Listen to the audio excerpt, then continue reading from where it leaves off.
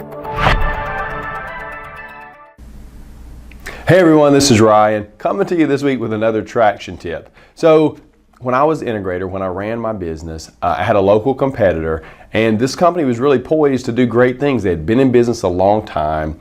They didn't do bad work. They had connections everywhere, but yet we consistently beat them in every category we measured. In fact, I don't think a year went by when we didn't beat this company in every category that we measured. So you may say, why? Well, one of the reasons was healthy conflict. We figured out that, listen, we can disagree without being disagreeable. In fact, as a leadership team, that's part of our jobs. You know, it wasn't always that way. In fact, when I was an integrator, we started down our EOS path.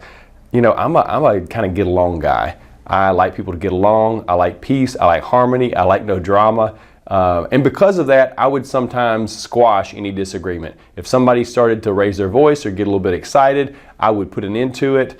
And pretty soon my team figured that out and they just stopped raising concerns. That is bad, that's horrible. What I later realized is that if everybody thinks like me, why do I need them? I need people on a leadership team, and so do you, who are willing to express differing opinions because A, it helps you make better decisions. B, you're getting to see a problem from multiple angles, and at the end of the day, you'll be a much healthier leadership team and a company because of it. In fact, you build this into your culture so that everybody down to the lowest rung of the ladder is comfortable challenging a decision or a topic of conversation without worried about getting fired because they expressed some concern. So healthy conflict, again, the name of the game. Like our friend Patrick Lencioni said in his book, 5 Dysfunctions of a Team, these were the dysfunctions. So in his pyramid model, lack of trust, fear of conflict, absence of commitment equals no accountability, and that leads to poor results. So as you see, it's really all built on trust. This is why in EOS we spend time when we get together working on team building, working on trust building. I'm not talking about touchy-feely exercises, but some really good down-to-earth exercises to get everybody trusting each other. That will lead to better and healthier conflict. You may say, well, you know, we don't have a lot of trust, we don't really have healthy conflict, but we're getting pretty good results. That's possible. You can be hitting on 9 or 10 up here and 1 or 2 down here. The difference is you're having to work very hard. If you're getting good results, but you're missing all these things down here, you're having to work 10 times harder than a company that's healthy down here. If you're healthy down here, in fact, if you focus on trust, you'll automatically have better, healthier conflict because you trust each other. You know everybody's committed to the organization and to decisions that are made.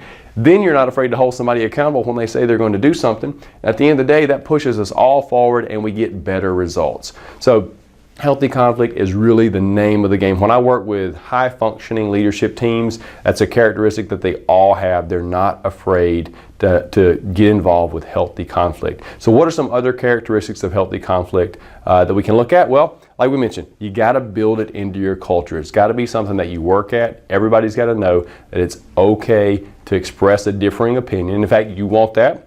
Number 2, when you do, or when people do, just be respectful. Again, how do we know if the conflict is healthy or not? If it's personal, if it's name calling, we can tell that's not healthy. It should keep the greater good in mind. The greater good here is the business, the health of the business. So if that's the direction the conflict's going in, typically that's a good sign. And remember, as leader and as members of the leadership team, you need to watch and make sure it stays healthy. Once people start getting into name calling and politicking and it starts to get personal, you know there's a problem. You need to take a step back and breathe for a minute. But typically, people are mature. They know how to stop before they push it too far. The next, everyone needs to be heard. Remember, once everybody's getting their opinion out there into the pool of meaning so we have a better understanding of what's going on, then the integrator makes the call. This isn't a vote. This isn't a democracy. We don't go around the room and let everybody vote and the majority wins. Everybody's heard. The integrator makes their final call. Typically, because somebody is heard, they are okay if the decision doesn't go their way. As long as they've been expressed, they feel like they've been respected, and they've had the opportunity to express their feelings, then they will buy in. They will give you that commitment that you need. That's what we see that 99% of the time. The next, take this approach, and this is an approach that I've seen that works very well. Take the approach of it's everyone's fault. So for example, we obviously are big on accountability. So if you're having a sales problem, then the sales manager is probably the one that should be accountable. But as a leadership team, look at these issues and say, hey, sales manager, you're accountable, but this is everybody's fault. Everybody in this room, all the leadership team members, it's their fault that we have not hit this sales goal. How can we work to resolve this? When you take an approach like that and look at a problem like that, it will help you very much all move in the same direction, and you can get that healthy conflict that you so desperately need. So again, one person's accountable, but take for a minute, step back and take the approach that, hey, it's everybody's fault. How do we solve this? Don't just point fingers at the person who maybe failed on their goal. And the next, just at the end of the day, be respectful and move on once the decision's made.